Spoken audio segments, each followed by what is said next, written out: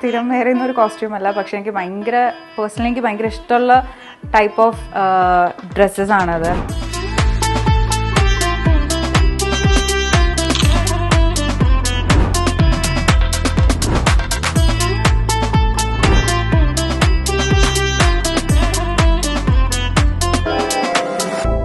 ഈ കാലത്തൊന്നും അധികം വെയർ ചെയ്യാൻ പറ്റുന്നതല്ലല്ലോ. എനിക്ക് ഹിസ്റ്റോറിക്കൽ മൂവീസ് എന്ന് പറയുന്നത് ഭയങ്കര ഇഷ്ടമാണ്. അതുപോലത്തെ ക്യാരക്ടേഴ്സ് ചെയ്യാന്ന് പറയുന്നത് എനിക്ക് ഭയങ്കര ഇഷ്ടമുള്ളൊരു കാര്യമാണ്.